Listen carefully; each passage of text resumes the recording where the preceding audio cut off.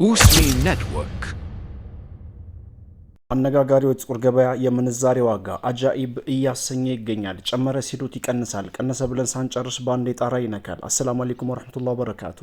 የ17 ሀገራት የጥቁር ገበያ የምንዛሬ ዋጋ ዝርዝር የዋጋ መረጃ አብረን እናያለን። ቪዲዮአችን ላይክ፣ ሼር አድርጉ። በዛሬው ዕለት ጨመረ ወይንስ ቀነሰ ምነግራችሁ ይሆናል። በቅድሚያም የመረጃ ምንጫችን ኢትዮጵያን ብላክ ማርኬት ዶት ኮም በድረገጹ እንዳስነበበው ከሆነ 100 የአሜሪካን ዶላር 18250 ብር እንደሚሸጥና አንድ የአሜሪካን ዶላር 182 ብር ከ50 ሳንቲም የተሸጠ እንደሚገኝ ከጥቁር ገበያ ድረገጽ ላይ ያገኘነው መረጃ ያሳያል።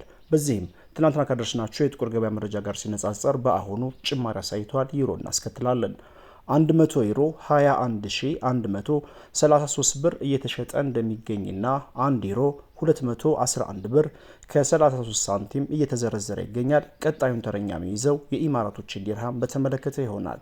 100 የኢማራቶች ዲርሃም 4968 ብር እንደሚሸጥና እንደ ኢማራቶች ዲርሃም 49 ብር ከ68 ሳንቲም በመሸጥ ላይ ይገኛል።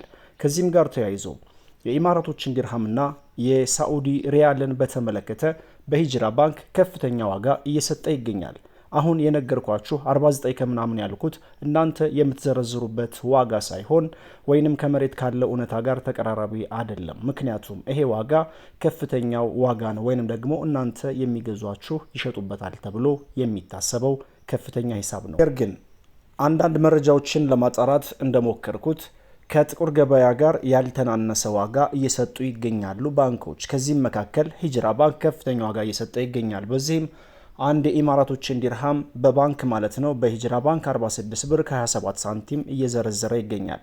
በነጻነት እንዲሁም ደግሞ ያለምንም መሳቀቅ በሂጅራ ባንክ ብትልኩ ተጠቃሚ ትሆናላችሁ ብዬ አስባለሁ። ገንዘባችን ተበላ እያላችሁ ከመስጋት በመቀጠል የሳዑዲ ሪያል እናያለን። 100 የሳዑዲ ሪያል በጥቁር ገበያ መሸጫ ዋጋው 4869 ብር እንደሚሸጥና አንድ የሳዑዲ ሪያል 49 ብር ከ68 ሳንቲም በመሸጥ ላይ ይገኛል። በመቀጠል የስዊዝ ፍራንክን እናያለን። 100 የስዊዝ ፍራንክ 22940 ብር እንደሚሸጥና አንድ የስዊዝ ፍራንክ 229 ብር ከ40 ሳንቲም በመሸጥ ላይ ይገኛል። ካናዳን ዶላር እናያለን። 100 ካናዳን ዶላር 13000 የኢትዮጵያ ብር እንደሚሸጥና 1 ካናዳን ዶላር 130 ብር ከ08 ሳንቲም በመሸጥ ላይ ይገኛል። የአውስትራሊያን ዶላር እናስከትላለን። የመረጃ ምንጫችን ኢትዮጵያን ብላክ ማርኬት ዶት ኮም በድረገጹ እንዳስነበበው ከሆነ 100 የአውስትራሊያን ዶላር 12825 ብር እንደሚሸጥና 1 የአውስትራሊያን ዶላር 128 ብር ከ25 ሳንቲም በመሸጥ ላይ ይገኛል። በመቀጠል የኩዌት ዲናር እናያለን። 100 የኩዌት ዲናር 59255 ብር እንደሚሸጥና 1 የኩዌት ዲናር 592 ብር ከ55 ሳንቲም በመሸጥ ላይ ይገኛል። ኳታር ሪያል እናስከትላለን። 100 የኳታር ሪያል 4815 ብር እንደሚሸጥና 1 የኳታር ሪያል 48 ብር ከ15 ሳንቲም በመሸጥ ላይ ይገኛል። በመቀጠል የቻይና ዩዋን እናያለን። 100 የቻይና ዩዋን 2675 ብር እንደሚሸጥና 1 ዩዋን 26 ብር ከ75 ሳንቲም በመሸጥ ላይ ይገኛል። ፓውንድ ስተርሊንግ እናስከትላለን። 100 የፓውንድ ስተርሊንግ 24484 ብር እንደሚሸጥና 1 ፓውንድ ስተርሊንግ 244 ብር ከ84 ሳንቲም በመሸጥ ላይ ይገኛል። በመቀጠል የምናየው ሳውዝ አፍሪካን ራንድ በተመለከተ ነው። 100 የሳውዝ አፍሪካን ራንድ 1060 የኢትዮጵያ ብር እንደሚሸጥና 1 የሳውዝ አፍሪካን ራንድ 10 ብር ከ61 ሳንቲም እየተሸጠ ይገኛል። በመቀጠል ኢንዲያን ሩፒን እናያለን። 100 ኢንዲያን ሩፒን 192 ብር እንደሚሸጥና 1 ሩፒን 1 ብር ከ92 ሳንቲም በመሸጥ ላይ ይገኛል። ቱርክ ሊሬ እናስከትላለን። 100 የቱርክ ሊሬ 394 ብር እንደሚሸጥና 1 ሊሬ 3 ብር ከ94 ሳንቲም በመሸጥ ላይ ይገኛል። በመቀጠል ባህሪን ዲናር እናያለን። 100 የባህሪን ዲናር 48483 ብር እንደሚሸጥና 1 ባህሪን ዲናር 484 ብር ከ83 ሳንቲም በመሸጥ ላይ ይገኛል። በመቀጠል ጆርዳን ዲናር እናያለን። የመረጃ ምንጫችን ኢትዮጵያን ብላክ ማርኬት ዶት ኮም በድረገጹ እንዳስነበበው ከሆነ 100 ጆርዳን ዲናር 25738 ብር እንደሚሸጥና 1 ጆርዳን ዲናር 257 ብር ከ38 ሳንቲም በመሸጥ ላይ ይገኛል። በመቀጠል የኦማን ሪያል እናያለን።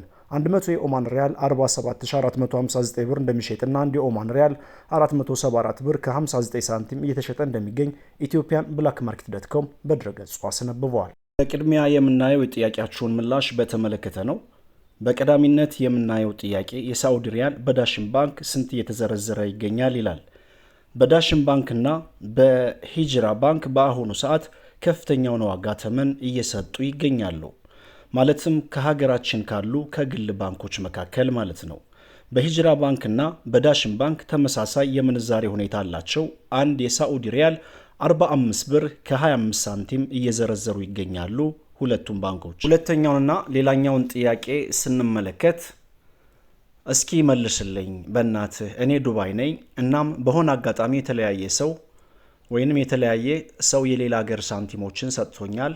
ብሮች ከ1 እስከ 10 የሚሆኑ ሳንቲሞች ናቸው። እናም ትንንሽ ሳንቲሞች ቢሆኑ ባንክ ይዘረዝራል እንዴ? ለምሳሌ የኩዌት ሁለት ብር ወይም ደግሞ 2 የኩዌት ዲናር፣ የሳዑዲ 9 ብር፣ የሌላ ሀገር አንዳንድ ብር አለኝ፣ ይቻላል እሱን ይዞ ባንክ መዘርዘር ይላል። እዚህ ጋር ተያይዞ የኩዌት ዲናርን በተመለከተ ንግድ ባንክ የኩዌት ዲናርን ይዘረዝራል። ምናልባት ግን ይሄ 2 ብር ብቻ ስለሆነ ይዘረዝራሉ አይዘረዝሩም ሄደሽ ቼክ አድርጊ። 9 የሳዑዲ ሪያል ከ1 እስከ 9 ወይም ከ1 እስከ 10 የሚለው የሳዑዲ ሪያልን በተመለከተ አዎ ይዘረዝራሉ። የአሜሪካን ዶላርን በተመለከተ አዎ ምንም ችግር የለውም። ኢማራት ችግር የለም። ነገር ግን ለምሳሌ ያክል የኩዌት ዲናር ችግር የለም ብያለሁ። የባህሪን ዲናር እንዲሁም ጆርዳን ዲናርን በተመለከተ ግን የሚዘረዝራችሁ አታገኙም፣ ወይንም ደግሞ የሚዘረዝርሽ አታገኝም። በአጠቃላይ ግን ብዙ ጊዜ የምንዛሬ ዋጋ መረጃ ስንናገር የባንክ መረጃ የምንገልጻቸው ሀገሮች ወይንም ደግሞ የባንክ መረጃ የምንገልጻቸው መገበያያ ገንዘቦች ከሆኑ ባንኮች ይዘረዝሯችኋል። ባህሪን ዲናር፣ ጆርዳን ዲናር፣ የኦማን ሪያል ግን ወደ ሀገር ቤት ስትገቡ ወይንም ደግሞ ከስደት ወደ ሀገር ስትመጡ ኢንሻአላህ ወደ ዶላር ቀይራችሁ ይዛችሁ ብትመጡ እጅግ በጣም ተመራጭና ትርፋማ ትሆናላችሁ። በተለይ ደግሞ ጆርዳኖች የሚከፈላችሁ ደሞዝ በሁለት አይነት መንገድ ነው። አንደኛው በዶላር ወይንም ደግሞ በአሜሪካን ዶላር ሲሆን ሁለተኛው ደግሞ በጆርዳን ዲናር ነው። በቀላሉ መቀየር ትችላላችሁ። ያ በሚሆንበት ሰዓት ኢንሻአላህ ወደ ሀገር ቤት ስትገቡ ዶላሩን ይዛችሁ ብትገቡ በማንኛውም ጊዜና በማንኛውም ሰዓት በቀላሉ ባንክ ጎራ ብላችሁ ወይንም ደግሞ የውጭ ምንዛሬ መዘርዘር የሚችሉ ቢሮዎች አሉ፣ ፍቃድ የተሰጣቸው ማለት ነው። ከነዛ ቢሮዎች ጎራ በማለትም መዘርዘር ትችላላችሁ።